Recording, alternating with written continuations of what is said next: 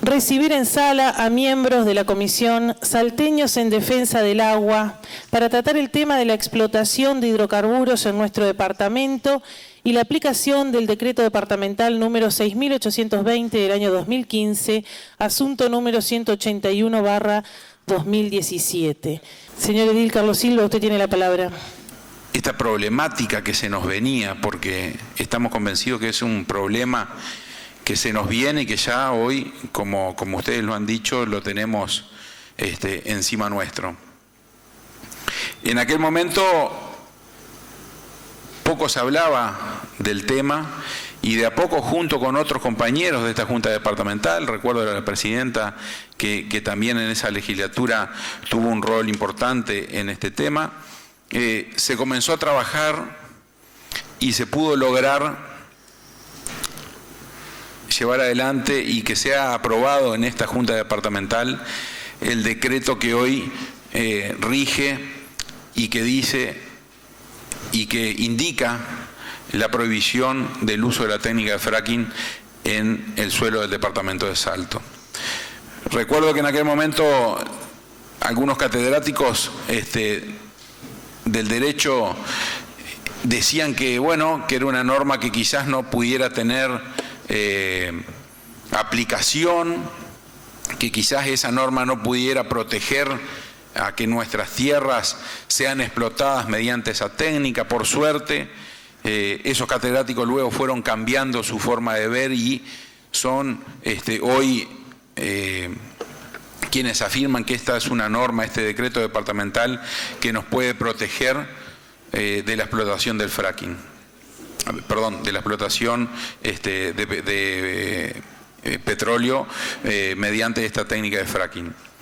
Entonces, simplemente lo que queríamos era, desde nuestra parte, darles las gracias nuevamente por estar acá, porque nos ilustren sobre este tema, para que nos pongan al día y transmitirles que desde esta banca, desde el Partido Nacional, nosotros estamos convencidos de que la norma que hoy existe, el decreto que hoy existe en nuestro departamento, es un decreto válido, es un decreto que debe proteger a la tierra de Salto de que no sea utilizada la técnica de fracking en nuestro departamento, y bueno, y todo este tipo de actividades son las que suman y las que conducen para que logremos el objetivo, que es que no contaminen nuestras aguas. Muchas gracias.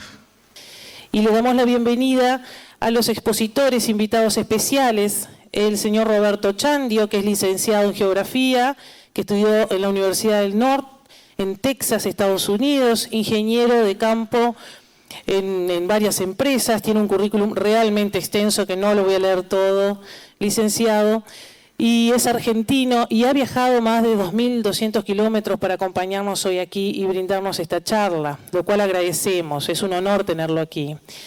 Al señor Víctor Bacheta, que es periodista ambiental, editor y traductor, que es uruguayo, es oriundo del departamento de Canelones. También es un honor tenerlo aquí, señor periodista.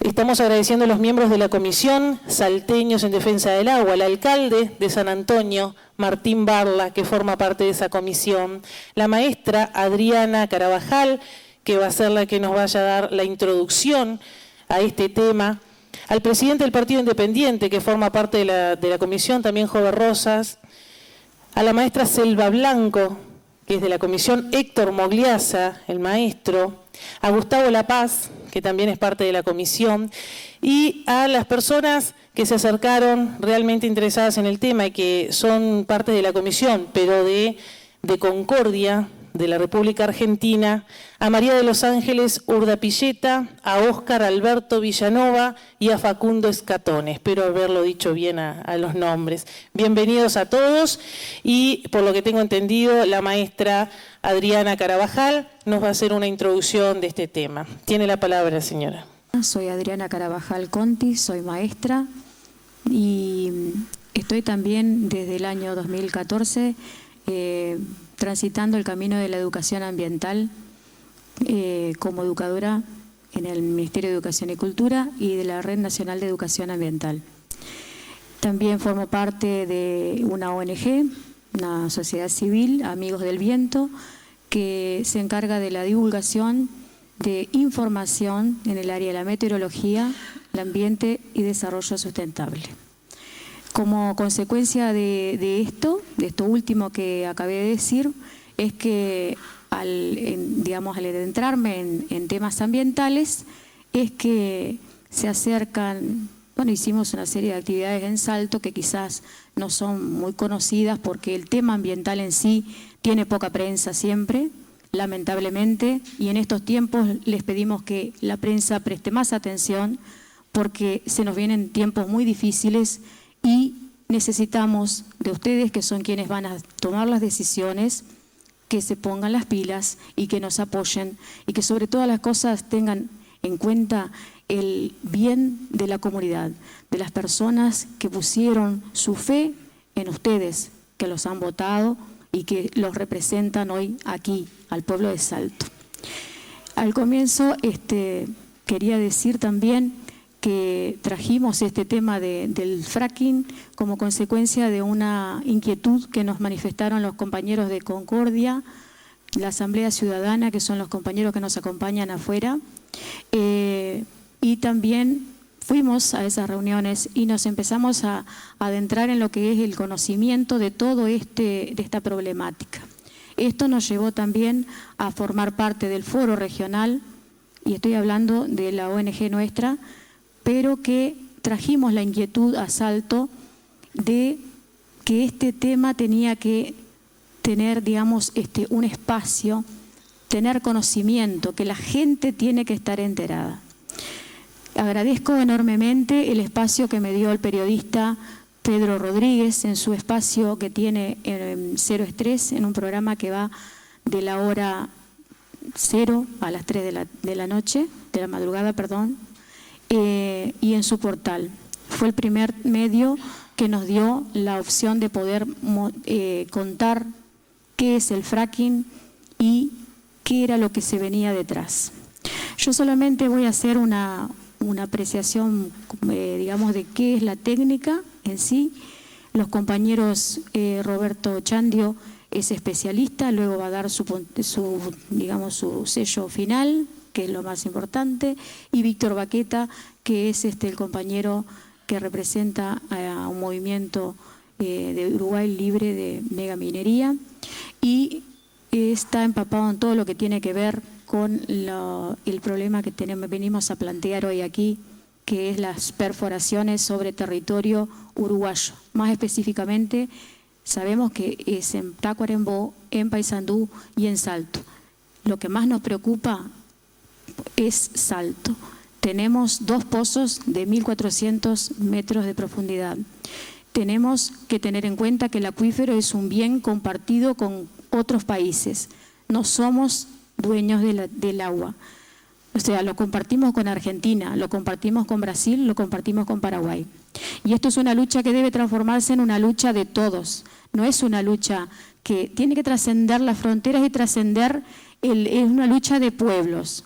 Y sobre todas las cosas ustedes van a ir entendiendo, porque apelamos a su, digamos, a su parte emotiva, que entiendan que realmente el bien agua es un bien a cuidar y un bien que debemos preservar entre todos para hoy y para el futuro, para nuestros hijos, para nuestros nietos y los que vienen. Es un tema muy delicado y tenemos que ponernos las pilas, ciudadanos de Salto. Voy a comenzar entonces con esta breve exposición, voy a tratar de hacerla rápido para que hablen mis compañeros que tienen más experiencia en estos temas. Bien, Adriana, te permito un segundo porque omití saludar al asesor jurídico de la comisión, el doctor José Luis Camejo. También le damos la bienvenida. Adelante, maestra. Bueno, allí nosotros vemos una imagen de fractura hidráulica. Fracking es el nombre en inglés.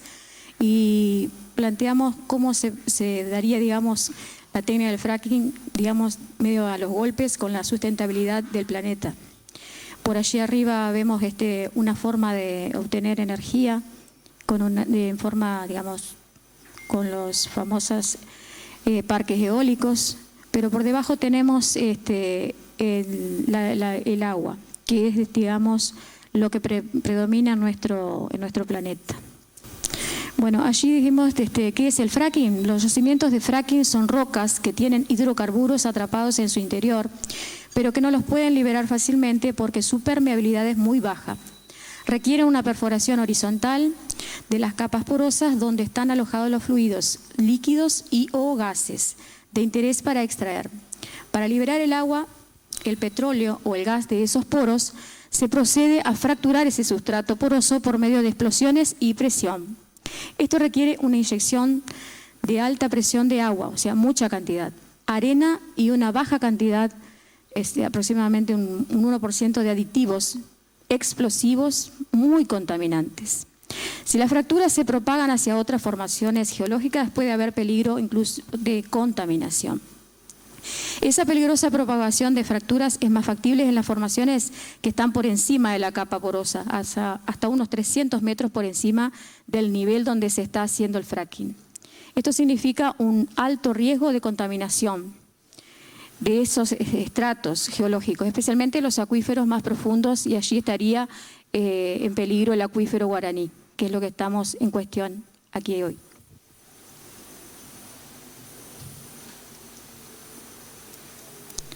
Allí, el anterior es un ejemplo de funcionamiento del fracking. Vieron que hay una perforación vertical, donde hay un entubado, una formación, digamos, gasífera, luego se hace en forma horizontal.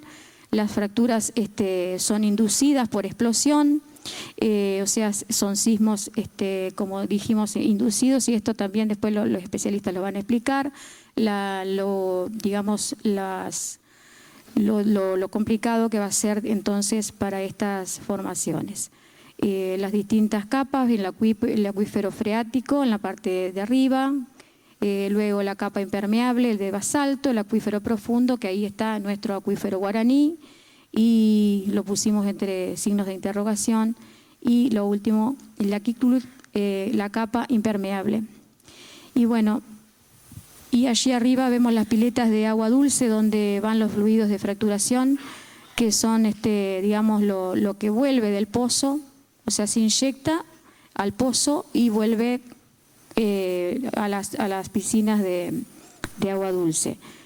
Por supuesto, con los aditivos contaminantes que tiene. En esta gráfica vemos la fractura hidráulica para la extracción de hidrocarburos, el fracking, en los principales países antes del boom de los Estados Unidos. ¿Por qué? Porque en otros países, desde el año 80, tomamos nosotros como referencia hasta el 2010, vienen siendo, por ejemplo, China, los que más lo usaban, luego estarían Rusia, Estonia, bueno, los alemanes, Suiza, y Estados Unidos empezó allí incipientemente ya digamos en el año 70, después me podrán corregir los compañeros acá, 60, 70, y empezaron entonces con la fractura hidráulica, pero ahí digamos no era, o sea, era en forma incipiente, pero hoy representa para Estados Unidos alrededor del 50% de su producción, que es por esta técnica del fracking. El potencial que tiene Uruguay, en teoría, bajo el territorio uruguayo habría unos 3.750 millones de metros cúbicos de gas a más de 3.200 metros de profundidad y una importante cantidad de petróleo. Pusimos el caso de Argentina porque justamente como estamos trabajando con ellos, que para Argentina esto significaría poquito, pero para Uruguay representaría siempre, en teoría, ¿verdad?, el consumo de 80, hay 3 años de gas y 30 años de consumo de petróleo. Aunque después hacemos una aclaración que el dato es poco confiable porque a 3.200 metros de profundidad ya no habría sedimentos en el Uruguay, sería el basamento cristalino.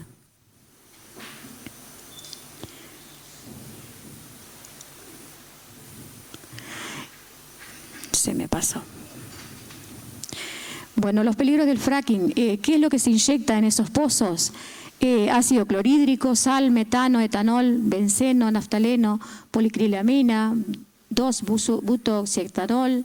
Todos estos últimos son cancerígenos. Algunos muy difíciles de quitar del ambiente una vez que se derraman. A eso hay que agregarle además unos 15.000 metros cúbicos de agua en cada pozo. O sea, se va a utilizar muchísima cantidad de agua. Recuerden que estamos hablando de agua dulce. Recuerden que es una de las reservas más importantes que tiene el planeta Tierra. Son varios pozos por yacimiento. ¿De dónde va a salir esa agua? Tenemos que recordar que el agua es un recurso finito. El agua se nos acaba. El agua no es eterna. Ahora, ¿a quién se la van a recortar? ¿La van a subvencionar el agua a los que vienen a fracturar la tierra? Sí. Y el 1% de esos 15.000 metros cúbicos son 150.000 metros cúbicos de químicos en cada pozo, que es realmente preocupante. O sea, por cada pozo tenemos los aditivos químicos que representan esa cantidad.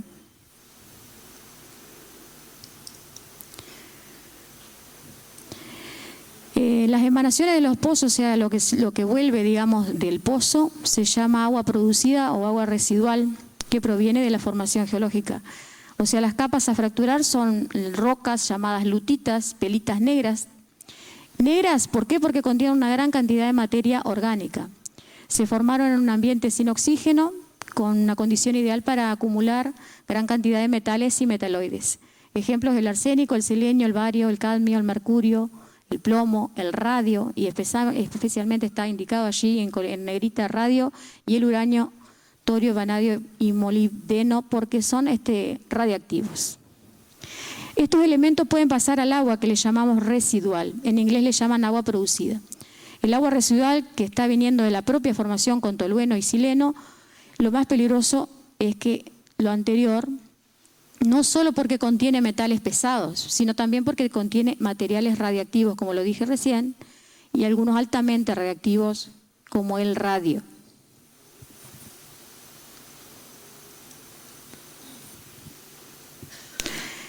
Los peligros, o sea, lo que se ha visto a nivel, digamos, de los estudios de lo que ha producido el fracking en el mundo, parte del agua residual que se reinyecta, o sea, vuelve a la superficie y se reinyecta en el pozo, en la propia formación, y otra, trae muchos problemas. Los pozos tienen un entubado telescópico y una cimentación para evitar que los acuíferos superficiales o más superficiales sean contaminados. Pero acá se habla de una perforación de unos 2.000 metros y el acuífero estaría por encima, o sea, lo van a atravesar. Hay casi 2.000 metros entre el acuífero y la capa a fracturar.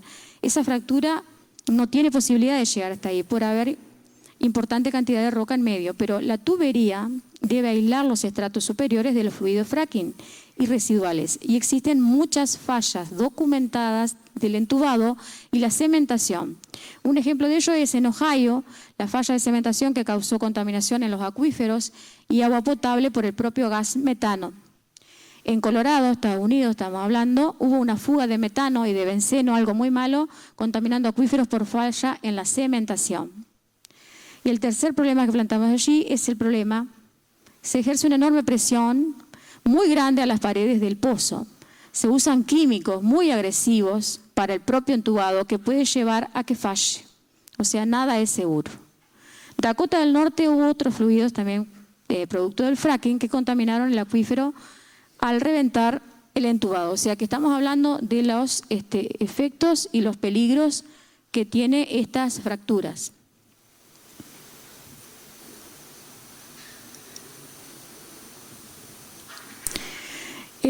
También hay casos documentados de vertido de aguas residuales que vienen de la formación, que contienen metales pesados e incluso elementos radiactivos. En Estados Unidos se documentaron hasta el 2015 225 vertidos. Y está documentado que 18 llegaron a contaminar acuíferos o aguas superficiales. Un ejemplo de ellos en Pensilvania, 38.000 litros de aguas residuales contaminaron un afluente del arroyo Towanda. En Dakota del Norte fue el más grande de todos los vertidos, ya que 11 millones de litros de aguas residuales se vertieron al romperse una tubería que contaminó acuíferos y aguas superficiales. Al norte de Pensilvania se documentó contaminación por radón, elemento radiactivo, en sedimentos, suelos y aguas superficiales. Evento bastante importante. Y lo cuarto, no hay seguridad total en estas cuestiones. Y aquí en el norte, donde estamos nosotros, todo fracking ha de atravesar el acuífero Guaraní. Eso es lo que tenemos que tener en cuenta.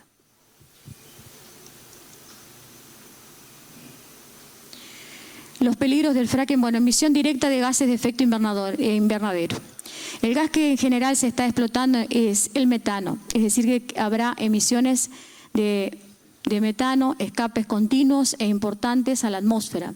El metano tiene un potencial de invernadero varias decenas de veces que el dióxido de carbono. Y con el fracking para gas se contribuye de manera importante al efecto invernadero y en la fase de extracción. Pero además,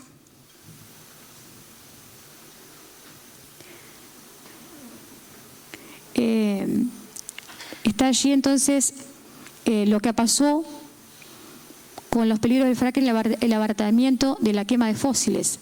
El boom del fracking en Estados Unidos ha provocado la caída estrepitosa de los precios de los combustibles fósiles y como consecuencia la emisión de gases de efecto invernadero también se ha disparado. Pese a todos estos compromisos internacionales de mitigación de los efectos del cambio climático, Estados Unidos sigue haciéndolo.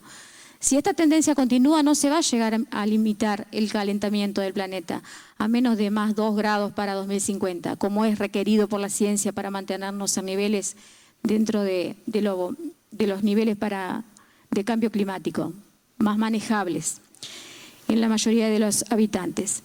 Para algunas regiones, pasarse de 1,5 grados es nefasto y terminal. Este abaratamiento conspira además con el desarrollo de energías alternativas limpias, promoviendo el derroche energético y la contaminación química a escala planetaria. Aquí estamos hablando del derroche del agua. Eso sería la abundancia de carbono que existe en gigatoneladas en el sistema biogeoquímico terrestre. En la biosfera marina, de 2 a 5 gigatoneladas, en la biosfera terrestre, tierra y plantas, 600 gigatoneladas, en la atmósfera como dióxido de carbono, 760 gigatoneladas, en el océano como dióxido de carbono disuelto, 38.000 gigatoneladas, combustibles fósiles, carbón, gas y petróleo, 8.000 gigatoneladas, pizarras y esquistos bituminosos, shale y tar sands, 8 millones de gigatoneladas, rocas carbonatadas, mármol, calizas, etcétera, 65 millones de gigatoneladas. Señalamos allí entonces los esquistos bituminosos porque es la roca que después el compañero va a explicar bien, donde se fractura especialmente. Las rocas y arenas negras poseen más carbono que todo el océano, aunque la mayoría puede formar parte inerte de la roca misma. En el océano hay más carbono disuelto que todas las reservas de combustibles fósiles clásicos y conocidos. El reservorio de carbono más grande luego de las rocas carbonatadas, calizas y mármoles son los esquistos bituminosos, que el compañero va a explicar. Buena parte de ese carbono es el que se extrae por fracking, desde las arenas bituminosas. Y si no se criminaliza la extracción y el uso de combustibles de este origen, el bajo precio del fósil haría que se siguiera una curva de emisión de gases de efecto invernadero tan pronunciada que ya no se hablaría de más 3 o más 4. Estaríamos hablando de una temperatura similar a lo que sería la temperatura en el planeta Venus. Y por último, decir que la posición de nuestra ONG es, frente al problema del fracking, que las técnicas de fractura hidráulica para extraer hidrocarburos son acciones a criminalizar internacionalmente. Y eso depende de la postura de ustedes, ya que incrementan la tasa de quema de combustibles fósiles, acelerando el cambio climático, además de las degradaciones ambientales propias de estas técnicas. Acompañamos las campañas de prohibición total del fracking en territorio uruguayo, tanto en la extensión terrestre como en la extensión marítima. Y nosotros habíamos planteado una moratoria, pero no la voy a leer porque no representa el sentir de nuestro grupo. Esto es, el sentir de nuestro grupo es directamente prohibir la técnica de fracking sobre territorio uruguayo. Muchísimas gracias por escuchar. Ahora le paso la palabra al señor Roberto Chandio. Muchas gracias. Yo soy un ex trabajador petrolero, estuve 19 años trabajando en yacimientos de la Argentina, un poquitito también en Estados Unidos, y estuve trabajando en distintas fases de exploración y explotación de petróleo, lo cual me permite hoy interpretar qué es lo que está pasando con la industria petrolera y poder contárselo a ustedes que no tienen ese tipo de experiencia en sus antecedentes.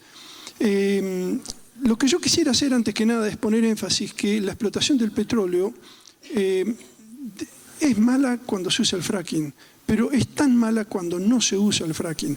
El petróleo convencional tiene problemas tan graves como los que puede tener el fracking, y eso es importante tener en cuenta. La compañía que viene a hacer los pozos acá en el Uruguay dice: no se preocupen muchachos, no vamos a hacer fracking, son pozos convencionales, así que no hay nada que temer. Y yo creo que sí, hay cosas para temer. Tengo acá un par de presentaciones, una para contarles la experiencia de Comodoro Rivadavia, que es la cuna del petróleo de la Argentina, para que ustedes tengan en cuenta en sus planes. Y después ampliar un poquitito en lo que dijo Adriana Carvajal en su presentación. Voy a adelantarme un poquitito mientras solucionamos el problema técnico. El problema del fracking, el fracking se hace porque la roca donde está alojado el petróleo o el gas es una roca que es impermeable, a diferencia de un yacimiento convencional donde la roca es permeable. Si la roca es permeable, cuando uno perfora, el petróleo o el gas pueden fluir directamente hacia el pozo y uno lo extrae. Mientras que en un yacimiento no convencional, como puede ser Vaca Muerta en la Argentina o potencialmente la cuenca Chaco Paranaense en esta parte del mundo, el petróleo cuando uno perfora no sale, entonces a la roca hay que romperla de alguna manera. Y se la rompe con agua a muy grande presión. Al agua esa se la mezcla con arena para que la arena impida que se cierren las fracturas una vez que está fracturado la roca y pueda fluir el petróleo. Pero esto tiene varios problemas. Uno de ellos es que todo el fluido que uno inyectó para hacer la fractura, o casi todo, vuelve a la superficie y se acumula en piletones. El problema es cómo sacarse de encima esa cantidad tan grande de agua contaminada. Es agua que ya no se puede volver a usar para tomar o para regar o para dar a los animales. Pero quiero poner énfasis en los problemas que ocasiona el fracking, por un lado. Ese gran volumen de agua que vuelve a la superficie, hay que hacer algo con ellos. En Estados Unidos, por ejemplo, lo dejan evaporar para que el sol se haga cargo y no saque el problema de encima. En otros casos lo inyectan en pozos sumideros, y esos son los que producen los famosos terremotos del fracking. Cuando inyectan ese gran volumen de agua bajo tierra, es cuando empieza a temblar todo y se rajan los edificios. Otra posibilidad es que se limpie el agua, pero ese proceso es muy lento y muy caro, por lo tanto es muy poca el agua que se puede recuperar. Como consecuencia queda un saldo de agua contaminada en superficie que las compañías no saben qué hacer. Típicamente en la Argentina, en Vaca Muerta, está al lado de un yacimiento petrolero viejo, agotado, entonces inyectan esa agua en un yacimiento donde antes había petróleo, ahora inyectan el agua esa contaminada. Pero acá en el Uruguay ustedes no tienen yacimientos viejos, por lo tanto el agua van a tener que inyectarla en pozos sumideros. Es decir, que tienen que estar preparados a casos de temblores, donde antes no lo habían, o problemas estructurales, o contaminaciones de los acuíferos como consecuencia de esos mismos temblores. Hay otro problema también relacionado al fracking, específicamente, que es la contaminación del aire con gases que son cancerígenos y mutagénicos. En Estados Unidos esto está muy bien documentado. Por ejemplo, de los gases que vienen de abajo del pozo, del fondo del pozo, están los compuestos volátiles orgánicos. Estos compuestos, cuando se combinan con los compuestos nitrogenados del terreno y bajo la acción del sol, producen ozono de superficie. Y el ozono de superficie es el responsable de los casos de asma. Para que se den una idea, en Estados Unidos, en las zonas donde no hay fracking, la media, el promedio, es que 1 de cada 25 chicos tenga asma. Eso es una población normal, nadie se asusta por eso. En las zonas donde sí hay fracking, es 1 de cada 4 chicos que tiene asma. Esto es en base a un estudio que hizo el Hospital de Niños de la zona de Fort Worth, en el norte de Texas. Es decir, hacer este tipo de explotaciones expone a la población a enfermedades desconocidas o que ya no pueden ser tratadas. Uno de los problemas, por ejemplo, hablando de eso, es el caso del uso de productos químicos que no están declarados. Para hacer el fracking se usa una multitud de productos químicos. Las compañías dicen son 12 a 15 productos químicos, pero en realidad son 12 a 15 aditivos. Cada aditivo compuesto por decenas o centenas de productos químicos individuales. En total se contabilizan, dependiendo de los lugares, entre 600 y 900 productos químicos distintos, ¿no es cierto? Pero las compañías se reservan el derecho de decirnos qué es lo que están inyectando. Lo consideran como secreto de fabricación. Entonces, la gente se enferma, pero nadie sabe por qué. La gente, digamos, los médicos doctores no saben cómo tratarlo. Hay gente que yo he visto, en el caso de un pueblito de Reno, en el norte de Texas, donde una persona perdió la sensibilidad en los manos, en los brazos y las piernas por consecuencia de haber respirado benceno. Pero ella no sabía que estaba respirando benceno, por lo tanto, los doctores no la podían curar. Y esa persona no solo perdió la sensibilidad en las extremidades, sino que perdió peso, estaba hecho un palito, ¿no es cierto? Es decir, hay muchos problemas que se generan, problemas de cáncer, problemas cerebrales, por el hecho de que las compañías están usando productos que no nos dicen, no confiesan qué es lo que están usando. Y eso es lo que está pasando, por ejemplo, en los pozos convencionales que ellos planean hacer acá en la zona de Salto. Ellos dicen que van a usar una inyección o un lodo de perforación, y para eso necesitan productos químicos. Algunos de esos productos químicos están considerados como cancerígenos, como productos tóxicos, y otros de esos productos químicos no nos dicen qué es lo que contiene. Es decir, están exponiendo a la población de la zona a enfermedades que ningún doctor va a poder tratar, ningún doctor va a poder decir qué es lo que tiene esa persona, solamente porque se reservan para sí mismos eso. Es decir, la idea es, si no nos dicen qué es lo que están inyectando, no es porque estén inyectando agua bendita precisamente, es porque están inyectando algo que no quieren que nosotros sepamos. Eso pasa en todos lados. Y en todas las etapas, no solamente en pozos convencionales, sino también en pozos no convencionales. Ahora, el problema no es solamente el fracking lo que nos preocupa, son los pozos convencionales también que nos preocupan.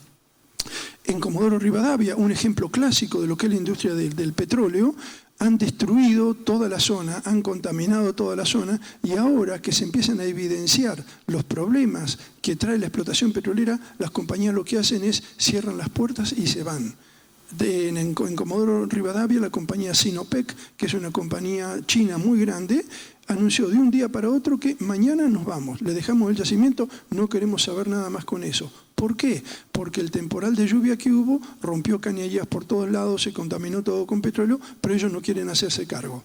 Ahora, si ellos no se hacen cargo, el gobierno no tiene plata para hacerse cargo, ¿quién se hace cargo de los daños?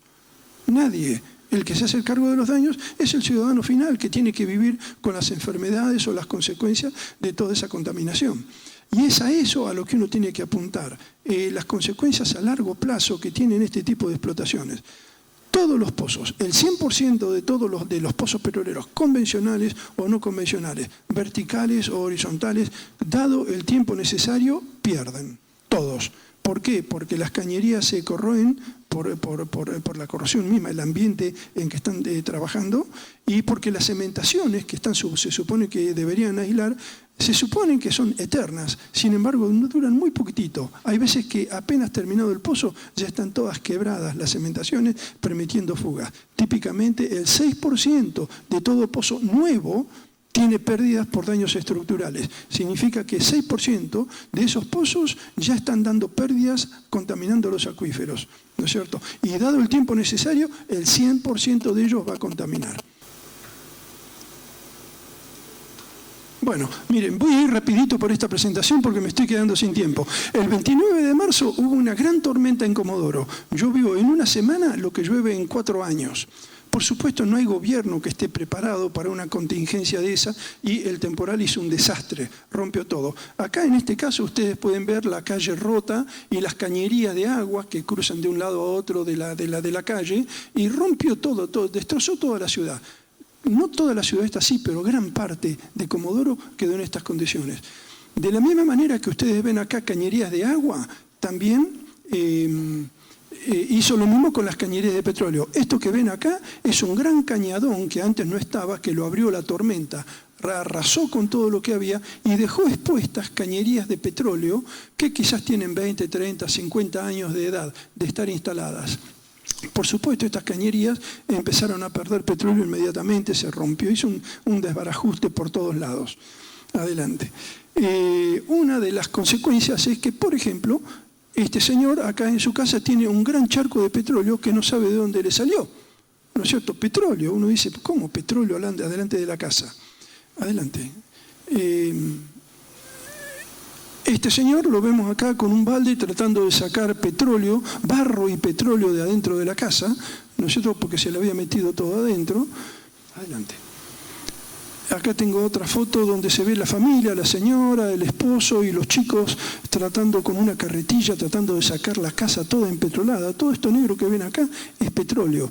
Es decir, en la ciudad de Comodoro hay pozos de petróleo que ya se perdió el rastro, cañerías que llevan años de estar enterradas sin que nadie haga ningún tipo de mantenimiento. Y esto es lo que está pasando. Ahora, cuando viene un temporal, esto se rompe y empiezan a aflorar.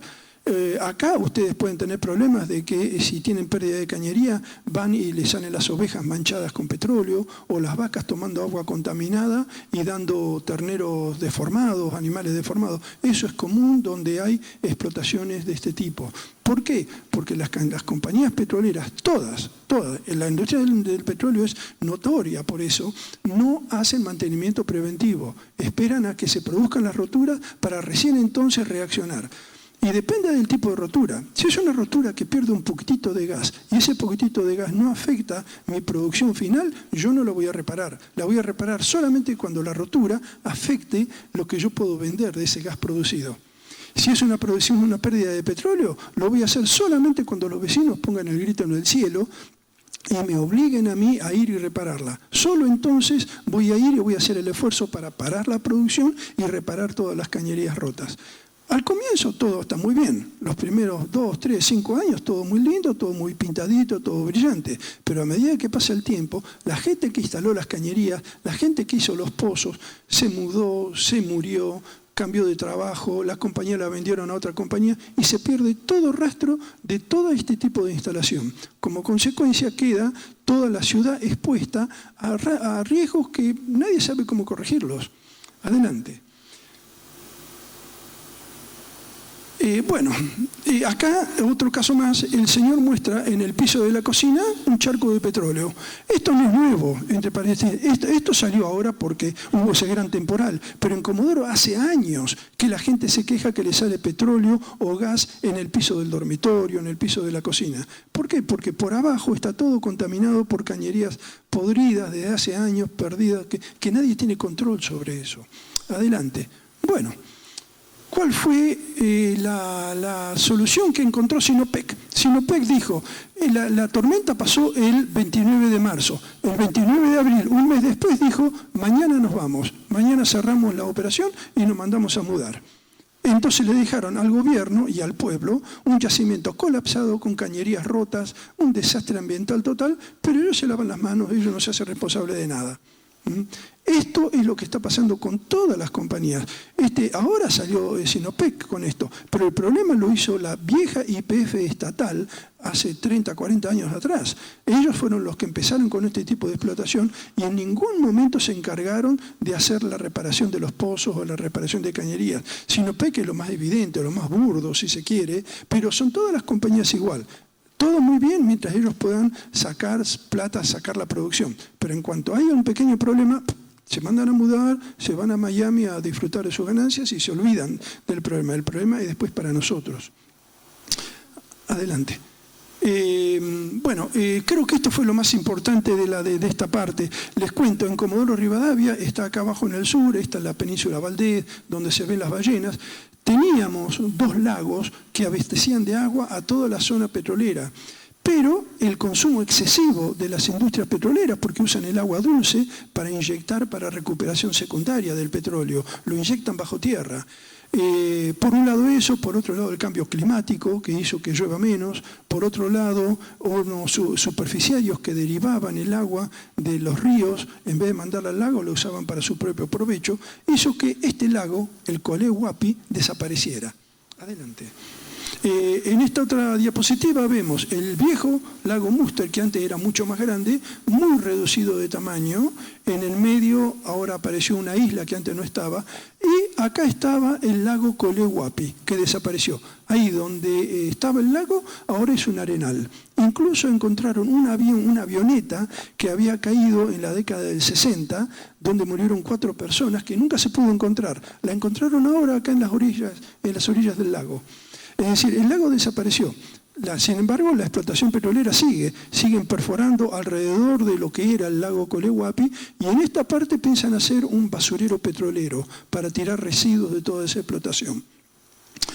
Adelante, y esta es la última.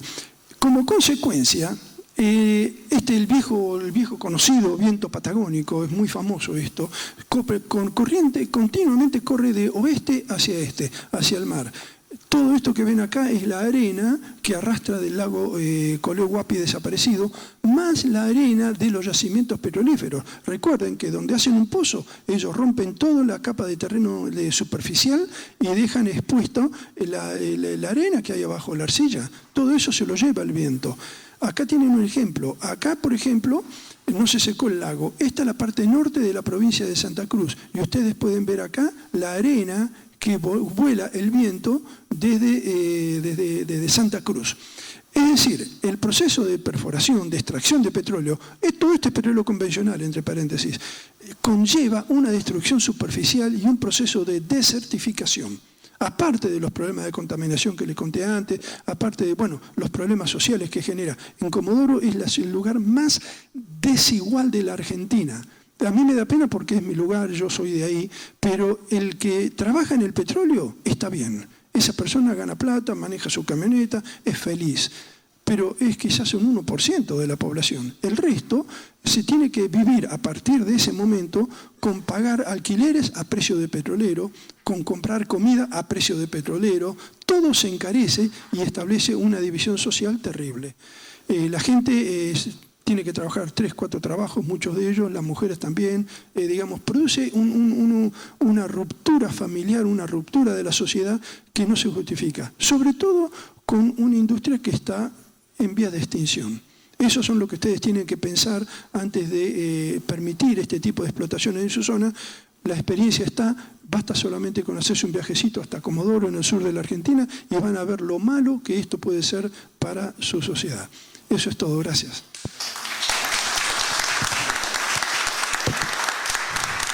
Y le vamos a dar la palabra ahora al periodista Víctor Bacheta. Bueno, buenas noches. Muchas gracias por recibirnos otra vez. Recuerdo la vez que tuvimos cuando se estaba discutiendo aquí en la Junta Departamental el proyecto del decreto que después salió prohibiendo la exploración y la explotación del fracking. Yo voy a tratar de contar un poco este último proceso y caso concreto, las vueltas que ha dado. En primer lugar, hay un antecedente que hay que tener en cuenta porque estamos seguros de que incide en esto. Esta propuesta de perforaciones está sustentada en un contrato de exploración y explotación firmado por ANCAP con la empresa Schwebach en febrero del 2012. Ese es un contrato que, ya aquí hay uno de los problemas que campea en todo esto, que es el acceso a la información. Nosotros pedimos acceso, yo como periodista pedí acceso para conocer el texto del contrato por la Ley de Derecho de Acceso a la Información Pública. No lo quiso dar el Ministerio de Industrias en ese momento. Por las disposiciones de la misma ley hicimos un juicio y al cabo de 6 meses la justicia falló a nuestro favor y ahí fue que conocimos el contrato. En ese contrato se admite la posibilidad de la explotación de hidrocarburos convencionales y no convencionales. Esa, era una de las principales cosas que queríamos conocer.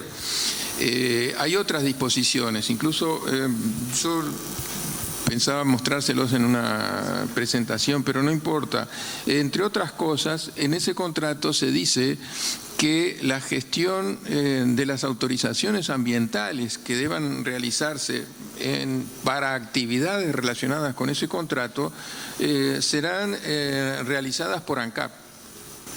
O sea, y llama poderosamente la atención de que en todo este proceso de este plan de perforaciones no se haya mencionado ANCAP en ningún caso. Pero se los cuento porque sin duda que está incidiendo en las decisiones que está tomando el gobierno esos compromisos. porque además son compromisos en donde las empresas no son ingenuas ni inocentes, y si de alguna manera el Estado que firmó ese contrato a criterio de ellos no cumple con algunos de los requisitos, van a juicio. O sea, y le pongo solo un ejemplo. Schwebach, que es la empresa con la que firmó el contrato ANCAP, estaba haciendo actividades de prospección en Francia. Francia resolvió prohibir el fracking en todo el territorio nacional y en consecuencia le retiró los títulos a las compañías que estaban haciendo actividades de prospección. Bueno, Schwebach le hizo un juicio al Estado francés que llegó a la Corte Constitucional francesa, que no se lo validó, pero hizo un juicio, y al Estado francés. Entonces imagínense lo que está en juego cuando hablamos de Uruguay. Pero digo, estos son compromisos contraídos que después nos atan mucho, y esto no quiere decir que no se puedan enfrentar ni rebatir, pero hay que conocer bajo qué condiciones estamos funcionando. En el caso de, bueno, después se puede mostrar ahí, no llego de acá. De estas perforaciones hay algunas singularidades. Hasta ahora, estas no son las primeras perforaciones que se hacen en la zona, inclusive por esta empresa. Esta empresa, en la etapa de prospección, hizo una perforación. Después vinieron los estudios sísmicos y ahora presentó este plan de 4 perforaciones en la fase de exploración. Hasta este momento, las perforaciones, los proyectos de perforaciones, la DINAMA les colocaba la categoría A. En las evaluaciones de impacto ambiental, para la autorización ambiental que debe dar la DINAMA, hay 3 categorías, A, B y C. La A significa que no requiere un estudio de impacto ambiental porque consideran que los impactos no son significativos. Hasta ahora las perforaciones eran clasificadas así. La B significa que requiere, que hay impactos de consideración y debe hacer un estudio de impacto ambiental, aunque no completo, parcial, para aquellos aspectos que pueden ser negativos o importantes. Y la C requiere un estudio de impacto ambiental completo y es la que incluye obligatoriamente audiencias públicas. En el caso de la categoría B, que fue lo que decidió ahora la DINAMA, además del estudio de impacto ambiental, se abre una fase de puesta de manifiesto donde un resumen de ese estudio de impacto ambiental es puesto a consideración del público y de la sociedad para presentar opiniones, críticas, comentarios sobre eso. Fue en esa fase que nosotros, como Uruguay Libre, de Megaminería y otros movimientos sociales, otras organizaciones de Paysandú, de Tacuarembó, y compañeros de aquí también, aprovechamos esa instancia de puesta de manifiesto para presentar unos informes de análisis del proyecto concreto de perforaciones que está planteado. Fue ahí que recurrimos al compañero Chandio y a la doctora Graciela Piñeiro, que presentaron informes técnicos basados en sus especialidades, cuestionando este proyecto de perforación. Tal es así que en la DINAMA, después de vencido el plazo de la puesta de manifiesto, tomó en cuenta algunas de las consideraciones que se habían hecho en estos informes técnicos y hizo una solicitud de información adicional a la empresa, en parte basada en algunos planteos que habíamos hecho nosotros. Algunos de esos temas son que, por ejemplo, en el estudio de impacto ambiental se consideraba que ciertos problemas no iban a existir porque no había posibilidad de que ocurrieran los accidentes. En estos estudios de impacto ambiental muchas veces, con una mente muy ingenieril, dicen no es posible que haya un accidente porque vamos a preocuparnos de que no lo haya. Bueno, los accidentes existen igual, no es que los accidentes existan porque la gente no se preocupa. La gente se preocupa, pero estadísticamente hay accidentes. Entonces los accidentes hay que incluirlos en la evaluación de los impactos y además hay que definir ¿qué es lo que se va a hacer en caso de que ocurra? Bueno, esto no estaba planteado en el informe original y fue uno de los pedidos adicionales. Otro de los casos también planteados fue que estas perforaciones podían producir impactos que afectaran la estabilidad de la represa de Salto Grande, porque se sabe, se conoce por la experiencia en estas técnicas que se producen alteraciones geológicas que pueden ser movimientos sísmicos significativos. Imagínense lo que sería alguna alteración de la estabilidad de la represa de Salto Grande. Bueno, eso también fue introducido en la solicitud de información adicional.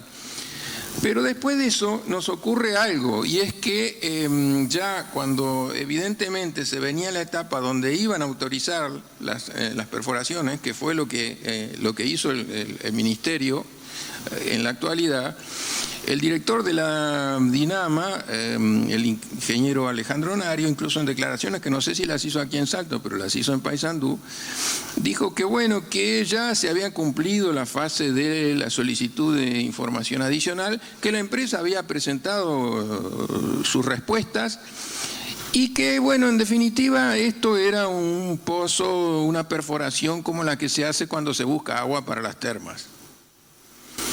Bueno, en primer lugar, si esa información fue respuesta a las solicitudes que nosotros habríamos planteado como organizaciones sociales, como integrantes de la sociedad, lo correcto hubiera sido que nos contaran, que nos mostraran cuál había sido la respuesta de las empresas para tener una noción de si eran satisfactorias o no esas respuestas.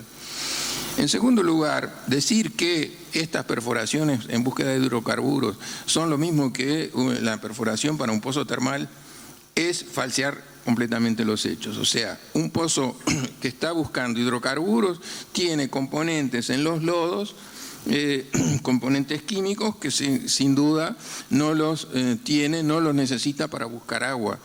Y un dato, uno de los datos que además Roberto Chandio mencionó y con ejemplos de la técnica de estos pozos, es que para el perfilamiento del pozo se usa un elemento radioactivo. Es un elemento radioactivo que se introduce en el pozo y que han ocurrido accidentes específicos, accidentes concretos, como los accidentes que estadísticamente ocurren, en donde ese elemento radioactivo quedó trancado allá abajo y no lo pueden sacar. Eso es una contaminación, de hecho, para siglos hacia adelante. Y eso está planteado en el estudio de impacto ambiental presentado aquí en Uruguay y tenemos experiencia de accidentes ocurridos en ese caso. Otra cosa, que yo incluso tengo aquí una copia de ese fragmento del estudio de impacto ambiental presentado por la empresa, en uno de los casos prevé la posibilidad de uso de explosivos, aunque esto es un pozo exploratorio, prevé la posibilidad ya de usar explosivos en caso de que una de las napas les resulte interesante para indagar si hay reservas allí de hidrocarburos que puedan ser explotables. ¿A ustedes les parece que un pozo para buscar agua usa explosivos? O sea, eso no existió, no existe. Pero entonces cuento esto como para dar una idea de a lo que nos exponemos como sociedad, es decir, que no solo es que podamos, no sé, cuestionar una cosa, sino que tenemos que descubrir atrás de las declaraciones oficiales o de los documentos de las empresas oficiales la mentira, es decir, el encubrimiento de la verdad de lo que se está buscando, ¿no? Por otra parte, una perforación para hidrocarburos convencionales es lo mismo que una perforación para hidrocarburos no convencionales. Es decir, no hay distintos tipos de perforación para un caso o para el otro. Es lo mismo, porque lo que están indagando es si encuentran algo. Entonces eso les va a decir tanto si hay hidrocarburos convencionales como no convencionales. En todo el discurso de esta empresa presentando este proyecto, que lo ha hecho además en escuelas y en reuniones públicas, hablan de que ellos solo están buscando hidrocarburos convencionales. Es otro cuento. Es decir, porque salvo contando con la ignorancia nuestra, pueden decir que esa perforación va a ser exclusivamente para hidrocarburos convencionales. Entonces, En este proceso, finalmente, nuestro gobierno tomó la decisión, el ministerio, de autorizar las perforaciones. Fíjense, yo tengo aquí, yo después les dejo copia, porque no vamos a tener tiempo de ver todo ahora, que en uno de los considerandos de la resolución ministerial dice, por ejemplo, que es una aprobación con condiciones, ¿no? Entonces, en las condiciones dice acreditar la disponibilidad en tiempo y forma de los recursos necesarios para la actuación y respuesta en caso de una contingencia de derrame de hidrocarburos por pérdida de control del pozo y las garantías y seguros para ello. Eso fue lo que planteamos. Supuestamente, la aplicación de esta decisión va a estar supeditada a que la empresa presente el plan para qué va a hacer si se produce el accidente y después los recursos para resolver la situación. En otra parte de las condiciones, dice, para el otorgamiento de la autorización ambiental de operación, la titular del proyecto deberá contar con la licencia de operación para el uso de radioisótopos y radiaciones ionizantes. Es decir, cualquier empresa, cualquier individuo no puede andar transportando y utilizando elementos radioactivos por su cuenta. Eso tiene todo un proceso de autorización de condiciones para realizarse. Bueno, eso está en juego también.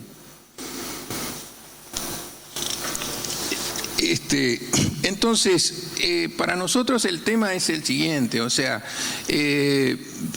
no podemos remitirnos exclusivamente a los textos y a las declaraciones formales. Es decir, tenemos que ser más exigentes en la aplicación de la voluntad de la sociedad y la voluntad de las organizaciones, de las instituciones que expresan esa voluntad. Y en ese caso pensamos que están justamente los decretos departamentales que han planteado y que han estudiado esto. Fíjense otro elemento. En el estudio de impacto ambiental, en ese mismo que dicen que solo van a buscar hidrocarburos convencionales, dedicaron una sección entera a comentar y cuestionar las decisiones departamentales contra el fracking. Y nosotros se lo planteamos a la Dinama. ¿Cómo es que si estos señores dicen que solo van a buscar petróleo o hidrocarburos convencionales, ¿por qué hablan de resoluciones y critican resoluciones de los gobiernos departamentales que solo hablan de los no convencionales? O sea, estaban allí, es como esa la trampa, ¿no?, del inconsciente, ¿no? O sea, cuando planteamos eso, el gerente de Schwebbat, en una declaración también que salió en el Telégrafo, publicada en el diario El Telégrafo, dijo que eso había sido una cuestión de la consultora. O sea que la consultora que hizo el estudio de impacto ambiental con ese contenido había presentado por su cuenta esa cosa, pero la empresa no lo había visto. Pero ¿quién se puede creer esto? O sea, nos están tratando de tontos. Entonces, es en este contexto donde nosotros pensamos que hay que ser mucho más exigentes de lo que está planteado. Acá seguramente, lo primero que nos van a decir es, como está dicho además literalmente en la resolución, es que no va a haber fracking, que no está autorizado el fracking. Y sí, pero no va a haber fracking. Pero igual nosotros no cuestionamos solo el fracking, estamos cuestionando la forma de hacer las cosas.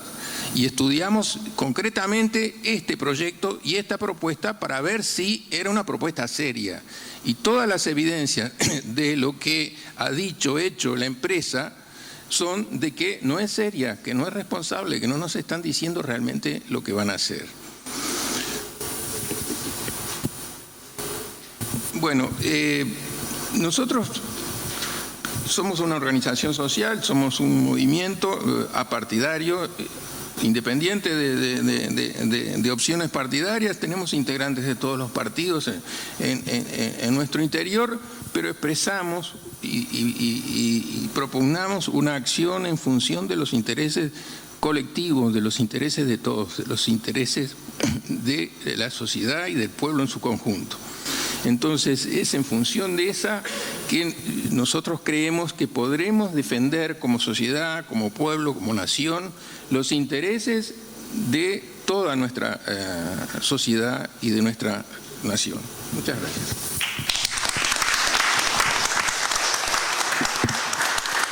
Muchas gracias a usted, Víctor Bacheta. La verdad que también muy interesante su disertación. Tengo entendido que el asesor jurídico va a hacer algunas consideraciones legales acerca del tema, así que tiene la palabra José Luis Camejo. Bueno, buenas noches. Como bien lo decía Víctor, este es un movimiento apartidario. La verdad que nos tomó como sorpresa cuando integrantes del grupo aparecieron en el escritorio con la novedad que se venían las perforaciones de exploración. Y después la maestra Adriana Carabajal, quien fue la impulsora de este grupo, nos puso más en conocimiento del tema. Ahí empezamos a hurgar, nos comunicamos con el fiscal Enrique Viana, y empezamos a hurgar sobre la legislación y encontramos que hay legislación y buena legislación en nuestro ordenamiento jurídico. Arrancando por el artículo 47 de la Constitución, que lo voy a leer textual, dice: la protección del medio ambiente es de interés general. Las personas deberán abstenerse de cualquier acto que cause depredación, destrucción o contaminaciones graves al medio ambiente.